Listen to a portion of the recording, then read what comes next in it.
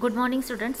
TYBA 5th सेममध्ये आपण बघतोय paper number 4 medieval India, मध्ययुगीन भारताचा इतिहास. यामध्ये आपण आपल्या ऑनलाईन लेक्चरमध्ये दिल्ली सुलतानकालीन सामाजिक, आर्थिक आणि धार्मिक जीवन बघत होतो. त्याचा आढावा आपण घेतला होता आणि आज आपण या सगळ्यांची एक समरी पाहणार आहोत. दिल्ली सुलतानकालीन सामाजिक जीवन. हिंदू स्त्रियांची स्थिती. मुस्लिम स्त्रियांपेक्षा हिंदू स्त्रियांची स्थिती खूप काही वेगळी होती किंवा चांगली होती असंही नव्हतं. एकंदरीत स्त्रियांची परिस्थिती समाजामध्ये सारखीच होती. मुलगी म्हणजे जबाबदारी किंवा ओझं असंच वाटत होतं मातापित्यांना, हिंदूंच्या सुद्धा किंवा मुसलमानांच्या सुद्धा. कारण तिचं लग्न करणं, लग्नामध्ये हुंडा देणं, वाढवणं हे एक प्रकारे संकट वाटत होतं त्या काळात सुद्धा. म्हणजेच मुलगी जन्माला आल्यानंतर तिचं स्वागत होत नव्हतं, मुलीच्या जन्माचं स्वागत होत नव्हतं. त्या व्यतिरिक्त तिला लहानपणीच ठार मारण्याचं प्रमाण जास्त होतं. जन्माला आलेल्या मुलींना मारून टाकणं हे प्रमाण जास्त होतं. तसंच जन्माला आल्यावर सुद्धा तिच्यावर खूप बंधनं होती. अनेक वेगवेगळे बंधनांमधून तिला बंधनात राहावं लागत होतं. तसंच बालविवाहाची प्रथासुद्धा सर्वमान्य होती. सगळीकडे बालविवाहाची प्रथा होती. त्यामुळे लहानपणीच लग्न करून दिलं जायचं. म्हणजे लहानपणी म्हणजे फक्त 8-9 वर्षे किंवा जसे 10-11 वर्षापर्यंत तिचं लग्न करून दिलं जायचं. तिलासुद्धा स्वतःचा जीवनाचा साथीदार निवडण्याचं स्वातंत्र्य नव्हतं. शाही आणि गुलामगिरी प्रथा याचं मूळच गुलाम वंशापासून आहे. जेव्हा गुलाम वंश आला, कुठून आला गुलाम वंश? कुतुबुद्दीन ऐबकपासून. आपल्याला माहिती आहे कुतुबुद्दीन ऐबक हा मोहम्मद घोरीचा गुलाम होता. त्याचे अजून मोहम्मद बिन बख्तियार, याल्डोज, कुबेचा हे सगळे गुलाम होते. अत्यंत मोठ्या मोठ्या पदांवरचे हे गुलाम होते. त्याच्यानंतर ऐबकाचे गुलाम होते, अल्तमश गुलाम होता, बलबन हा सुद्धा गुलाम होता. अल्तमशचा गुलाम होता बलबन. म्हणजे गुलामांचा सर्रासपणे त्यावेळेस व्यापार केला जायचा. गुलाम वंश होता. दिल्ली सुलतानशाहीचा काळ, सुलतानशाहीची सुरुवातच गुलाम वंशाने झाल्यामुळे त्या काळामध्ये गुलामांचा व्यापार करणं हे अत्यंत महत्त्वाचा भाग होतं. मुस्लिम समाजामध्ये गुलामांचं व्यापार हे अविभाज्य अंग होतं. प्राचीन काळापासून भारतामध्ये गुलामगिरीची प्रथा होती आणि या गुलामगिरी प्रथेमध्ये म्हणजे मध्ययुगामध्ये असताना या गुलामगिरी प्रथेला जास्त विस्तृत स्वरूप प्राप्त झालं होतं. म्हणजे मुस्लिम समाजामध्ये गुलाम हे अविभाज्य अंग होते. गुलामांशिवाय गुलामांचा व्यापार करणं हे प्रतिष्ठेचं लक्षण मानलं जायचं. किंवा गुलाम बाळगणं म्हणजे जे अमीर उमराव लोक होते किंवा श्रीमंत लोक होते, राजे होते, सुलतान, यांच्याकडे गुलाम बाळगणं हे प्रतिष्ठेचं लक्षण मानलं जात होतं. तसंच त्यांच्याकडून कष्टाची कामं करून घेतली जायची. अत्यंत खालच्या निकृष्ट दर्जाची कामं त्यांच्याकडून करून घेतली जायची. कारण खालच्या दर्जाची, कमी दर्जाची कामं करणं हे जे अमीर उमराव होते, सरदार होते, यांना अशी कष्टाची कामं करणं हे कमीपणाचं लक्षण वाटायचं. त्यांना कमीपणा वाटायचं त्याच्यामुळे ते त्यांच्याजवळ गुलाम बाळगायचे आणि त्यांना ती कामं करायला लावायचे. मग या गुलामांच्या व्यापारामध्ये 2 प्रकार होते. म्हणजे स्त्रियांचा सुद्धा गुलाम म्हणून व्यापार केला जायचा आणि पुरुषांचा सुद्धा. स्त्री आणि पुरुष दोन्ही गुलाम होते. जास्त करून युद्धकैदी जे होते, युद्ध केल्यानंतर युद्ध कैद्यांना जे असतात युद्धकैदी त्यांना गुलाम बनवलं जायचं.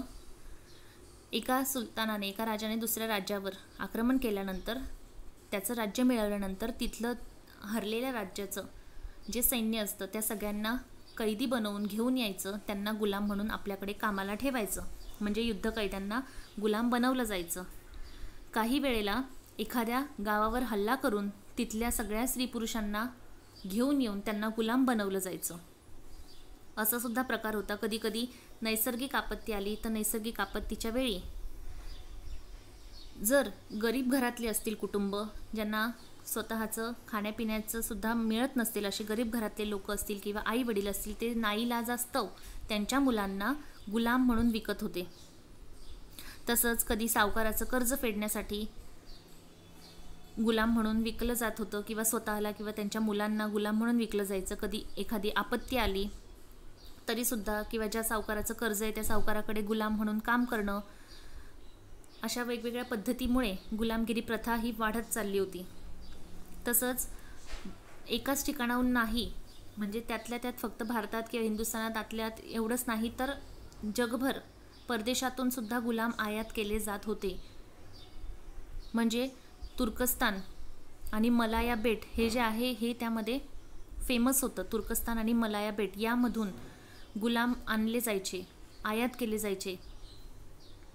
तसंच आसाममध्ये सुद्धा, भारतामधलं जे आसाम आहे ते आसाममधले गुलाम हे सहनशीलतेसाठी आणि ताकदीसाठी प्रसिद्ध होते.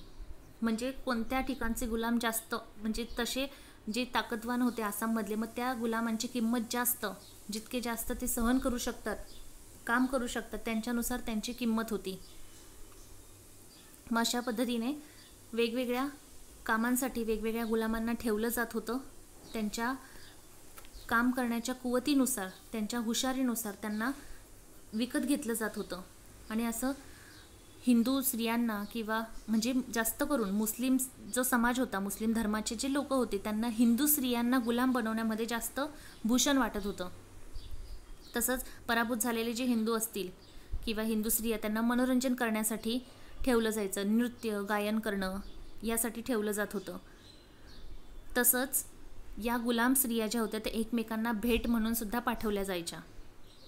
म्हणजे स्त्रियांना एकंदरीत स्थान नव्हतंच, आपण आत्ताच पाहिलं स्त्रियांची स्थिती, पण त्यांना भेटी म्हणून सुद्धा एकमेकांकडे दिलं जात होतं, म्हणजे नजराणा म्हणून. मोहम्मद तुघलकाच्या वेळेस सुद्धा मोहम्मद तुघलकाने चीनी सम्राटाला एक नजराणा पाठवला होता. त्या नजराण्यामध्ये 100 गुलाम मुलं जी होती ती 100 मुलं होती गुलाम, आणि मुली 100 मुली या त्याने पाठवल्या होत्या. मुलं मुली 100 असं त्याने नजराणा म्हणून पाठवले होते चीनी सम्राटाला. म्हणजे असं आपण जसं काही सोने चांदी देतो किंवा नजराणा म्हणून त्या काळात पाठवलं जायचं, तसं न देता व्यक्तींचा, त्या स्त्रियांचा, पुरुषांचा व्यापार केला जात होता. मग हा व्यापार प्राचीन काळापासून चालत होता. मध्ययुगामध्ये खुलेआम जसा बैलांचा बाजार भरतो मोठ्या एखाद्या जागेवर, मैदानावर, एखाद्या ठिकाणी, तसंच अशा मोठ्या ठिकाणावर खुलेआम गुलामांचा बाजार भरत होता. त्यामध्ये पुरुष गुलामांची किंमत, त्यांची काम करण्याची ताकद किती आहे किंवा त्यांचं सौंदर्य किती आहे याच्यावरून त्याची किंमत ठरवायची. किती तो काम करतोय, त्याची ताकद किती आहे, सहन किती करू शकतो आणि त्याचं सौंदर्य किती, यावरून त्याची किंमत ठरत होती. मग जर जास्त कष्ट करू शकत असेल एखादा गुलाम, तर त्याची किंमत 10 ते 15 टंका इतकी होती. जर तो सुंदर असेल तर त्याची किंमत 20 ते 25 टंका इतकी होती. काही वेळेला काही गुलामांची किंमत ही सोन्याच्या दिनारांमध्ये सुद्धा केली जायची. म्हणजे जसं अल्लाउद्दीन खिलजी जेव्हा होता, तेव्हा अल्लाउद्दीन खिलजीच्या काळामध्ये स्त्री गुलाम जे होते, स्त्री गुलामांची संख्या 5 ते 12 टंका होती. पण सुंदर स्त्री असेल तर तिची किंमत 20 ते 40 टंका होती. कधीकधी, आता हे 20 ते 40 टंका, पण कधीकधी तिची किंमत 200 ते 2000 टंका इतकी सुद्धा होती. म्हणजे अशा पद्धतीने स्त्रियांचा व्यापार केला जात होता. स्त्रियांची किंमत, म्हणजे व्यक्ती असून सुद्धा एक व्यक्तीला स्वतंत्र अस्तित्व नव्हतं, त्याला त्याचं जगण्याचं, राहण्याचं अस्तित्व नव्हतं. त्याचा सरसपणे व्यापार केला जायचा, विकलं जात होतं. काही वेळेला काही स्त्रियांना 200 ते 2000 टंकांपर्यंत विकलं जात होतं. आणि असे गुलाम जवळ बाळगणं, ठेवणं हे प्रतिष्ठेचं लक्षण मानलं जायचं. अल्लाउद्दीन खिलजीकडे 50,000 गुलाम होते आणि त्याच्याहीपेक्षा जास्त मोहम्मद बिन तुघलकाकडे गुलाम होते. म्हणजे इतका मोठ्या प्रमाणात गुलामांचा व्यापार केला जायचा. 50,000 गुलाम एका सुलतानाकडे.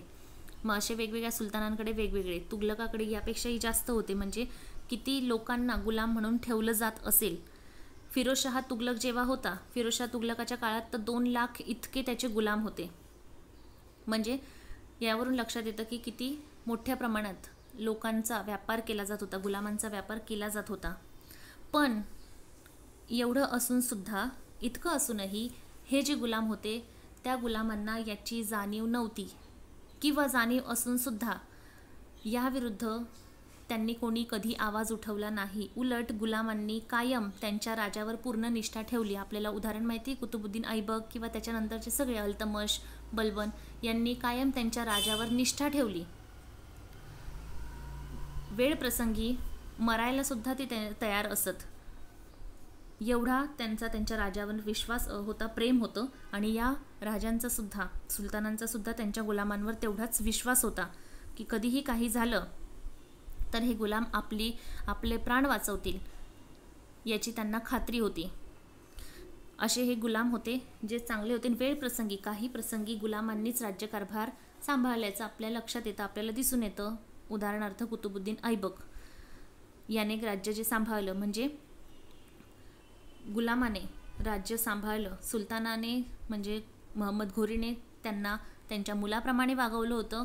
त्यामुळे पुढे जाऊन याच गुलामाने, ऐबकाने घोरीचं साम्राज्य पूर्णपणे सांभाळलं होतं. हे सुद्धा आपण पाहिलं. पूर्ण राज्यकारभार त्याने सांभाळला.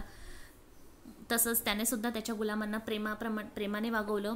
जसं गुलामांमध्ये सौंदर्यामध्ये बघायला गेलं तर अल्तमशचं सौंदर्य खूप जास्त होतं आणि बलबन हा दिसायला अत्यंत कुरूप होता. म्हणजे त्यानुसार त्यांची सुद्धा जी किंमत होती. जसं ऐबकाने अल्तमशला विकत घेतलं आणि त्याचं सौंदर्य, कर्तबगारी पाहून त्याची गुलामगिरीतून मुक्तताही केली आणि त्याला त्याचं जावई सुद्धा बनवून घेतलं होतं. म्हणजे कधी कधी वेळप्रसंगी काही सुलतानांनी गुलामांना मुक्त सुद्धा केलेलं आपल्याला दिसून येतं. तसंच हे जे आहेत ऐबक, अल्तमश, बलबन, त्यानंतर आपण जे बहमनी साम्राज्यामधला बघितला, बहमनी साम्राज्याचा संस्थापक हसन गंगू बहमनी हा सुद्धा गुलाम होता. गंगू नावाच्या ब्राह्मणाने त्याला घेतलं होतं विकत गुलाम म्हणून, तो हसन गंगू बहमनी. त्यानंतर मलिक काफूर होता, खुसरो शाह. हे जे अनेक गुलाम होते हे स्वतःच्या कर्तबगारीच्या जोरावर ते विशिष्ट पदांवर पोचले होते. अनेक गुलाम होते, पण आपण नाव घेतो ऐबकाचं, अल्तमशचं, बलबनचं किंवा हसन गंगू बहमनी यांचं, कारण की हे स्वतःच्या कर्तबगारीवर विशिष्ट पदांवर पोहोचलेले होते. असे हे गुलाम होते. म्हणजे अशा पद्धतीने गुलामांचा व्यापार त्या काळामध्ये केला जात होता.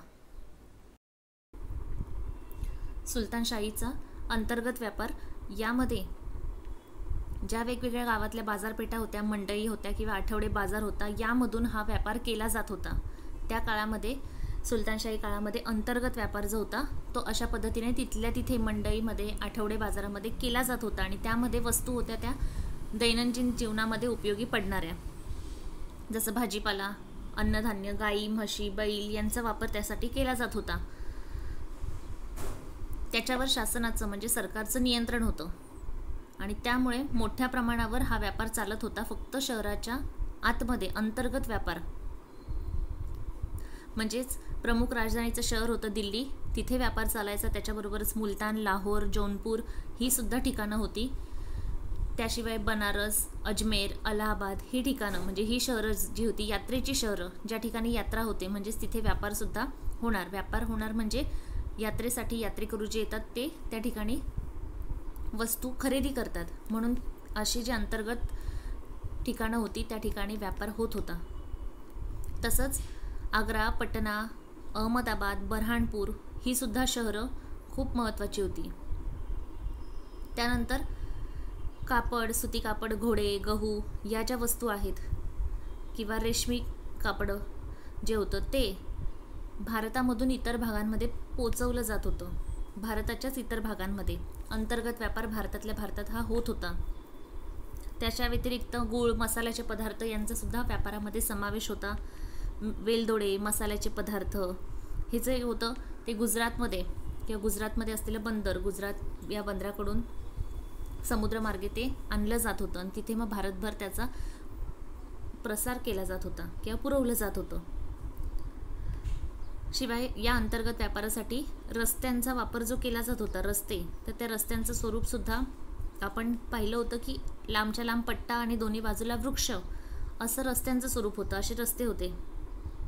आणि मग या व्यापारासाठी जो व्यापार करत होते त्या व्यापारासाठी म्हणजे मग जाताना येताना रस्त्यामध्ये थोड्या थोड्या अंतरावर विश्रांतीगृह होती, त्यामध्ये विहिरी होत्या, पाण्याच्या लहान टाक्या होत्या, त्यांचा वापर केला जात होता. म्हणजे प्रवाससुद्धा सुखकर व्हावा किंवा चांगला व्हावा यासाठी सगळ्या सोयी केलेल्या होत्या.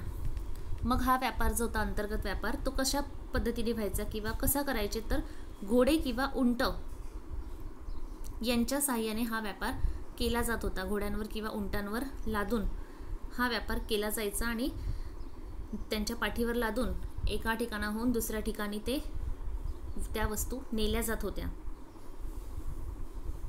आणि त्यांच्या संरक्षणासाठी सरकारने म्हणजे सुलतान जो होता तो त्यांचं संरक्षण करत असे. म्हणजे त्यांना आवश्यक ते संरक्षण दिलं जात होतं. म्हणजे व्यवस्थितपणे व्यापार झाला पाहिजे याकडे सुलतानाचं लक्ष होतं. असा अंतर्गत व्यापार होता. त्यानंतर परराष्ट्रीय व्यापार म्हणजे भारताच्या बाहेरचा व्यापार. मग भारताच्या बाहेर ज्या वस्तूंना मागणी होती त्यांचा व्यापार केला जात होता. तो म्हणजे परराष्ट्रीय व्यापार. मग तो समुद्रमार्गे किंवा भूमार्गाने केला जायचा. मग समुद्रमार्गे म्हणजे आफ्रिकेचा जो किनारा आहे, पूर्व किनारा आफ्रिकेचा, तिथे किंवा मलाया बेट या ठिकाणी या वस्तू पाठवल्या जायच्या पाण्यामार्गे. जमिनीवरून मग अफगाणिस्तान, मध्य आशिया, इराण, इराक असं वायव्य दिशेकडून या जमिनीमार्गे हा व्यवसाय किंवा हा व्यापार चालत होता. मग परदेशामध्ये कुठल्या वस्तू पाठवल्या जात होत्या तर त्या म्हणजे रेशमी कापड, त्याशिवाय सुती कापड सुद्धा पाठवलं जायचं, मलमलीचं कापड, नंतर हस्तिदंताच्या वस्तू, रंगीत मणी, रत्न, मसाल्यांचे पदार्थ हे सगळं पाठवलं जायचं बाहेरच्या देशामध्ये. किंवा नक्षीकाम केलेलं कापड यांना बाहेरच्या देशामध्ये जास्त मागणी होती. मग या वस्तूंची निर्यात केली जायची म्हणजे बाहेर ते पाठवलं जायचं. मग ही निर्यात कोणत्या बंदरामधून केली जायची तर ते म्हणजे खंबायतचा आखात सुरतमध्ये, त्याच्यानंतर भावनगर, भडोच, गंधार ही बंदरं आहेत. ती अत्यंत प्रसिद्ध अशी बंदरं आहेत व्यापारासाठी. मग या ठिकाणाहून तो व्यापार केला जायचा म्हणजे बाहेर या वस्तू निर्यात केल्या जात होत्या. तसंच परदेशामध्ये जास्त चैनीच्या वस्तूंना मागणी होती. चैनीच्या वस्तू त्या जास्त ते आयात करायचे आणि भारतामध्ये सुद्धा आयात केल्या जात होत्या. ते म्हणजे सोने, चांदी, गुलाब पाणी, केशर, जरीचं सामान, म्हणजे ज्या महत्त्वाच्या नाही आहेत की ज्याच्याशिवाय आपण जगूच शकत नाही अशा वस्तू नाही आहेत त्या. म्हणजेच त्यांना काय म्हणतात चैनीच्या वस्तू. फक्त आपल्याला एक हाऊस म्हणून लागणाऱ्या वस्तू त्याला म्हणतात चैनीच्या वस्तू. मग त्या वस्तू आयात केल्या जात होत्या. घोड्याला सुद्धा महत्त्व होतं त्या काळामध्ये खूप, त्याच्यामुळे घोड्यांची सुद्धा आयात केली जायची. सुलतानशाही होती, राजेशाही होती, म्हणजे तिथे त्यावेळेस घोड्यांचा सुद्धा व्यापार केला जायचा. आयात निर्यात त्यांची केली जायची कारण युद्धासाठी जातिवंत असे उत्तम प्रकारचे घोडे हे इराक, तुर्कस्तान, येमेन या ठिकाणाहून किंवा इराकमधून आयात केले जायचे. तिकडनं ते घेतले जायचे विकत. त्याबरोबरच सोने चांदीशिवाय तुरटी, शिसे हे सुद्धा गुजरातमध्ये आयात केले जात होते. आणि चीनमधून रेशीम जे आहेत ते आयात केलं जायचं चीनमधून. म्हणजे एकंदरीत परदेशी व्यापार सुद्धा सुलतानशाही काळामध्ये चांगला होता. आणि हा व्यापार करण्यासाठी जहाजांमधून सुद्धा समुद्रमार्गे व्यापार चालत होता. पण त्याच व्यतिरिक्त जहाजांचा सुद्धा व्यापार केला जात होता. म्हणजे व्यापारी जे आहेत ते भारतीय वस्तूंची सुद्धा खरेदी करायचे आणि भारतामध्ये सुद्धा वेगवेगळ्या वस्तूंची आयात करायचे. पण त्यावेळेस आयातीपेक्षा निर्यातीचं प्रमाण जास्त होतं. म्हणजे भारतातून जास्त वस्तू बाहेर जात होत्या. म्हणजे निर्यातीचं प्रमाण जास्त होतं परिणामी आयातीपेक्षा. त्याच्यामुळे परराष्ट्रीय व्यापार जो आहे तो सुलतानशाही काळामध्ये अत्यंत चांगला होता, फायदेशीर होता. आणि समुद्रमार्गे किंवा तो खुष्कीच्या मार्गाने असा व्यापार होत होता. मग खुष्कीचा मार्ग म्हणजे कुठला मार्ग तर मुलतान आणि काश्मीर किंवा खैबर खिंड हा जो होता या ठिकाणी खुष्कीचा मार्ग होता. तिथून असा अंतर्गत व्यापार किंवा परराष्ट्रीय व्यापार केला जात होता. मग त्यामध्ये अफगाणिस्तान, तुर्कस्तान, इराण, बाल्कन देश, चीनमधले घोडे, उंट, केसाळ कातडी यांचा व्यापार यामध्ये केला जात होता. म्हणजे काश्मीर जो आहे प्रदेश तिथे दरोडेखोर जास्त होते. दरोडेखोरांची भीती असायची. त्याच्यामुळे जमिनी मार्गे व्यापार न करता खुष्कीच्या मार्गाने तिथे व्यापार केला जात होता. किंवा बाहेरच्या देशामध्ये मग आंतरराष्ट्रीय न होता परराष्ट्रीय व्यापार असा खुष्कीच्या मार्गाने केला जात होता. असा सुलतानकालीन परराष्ट्रीय व्यापार होता.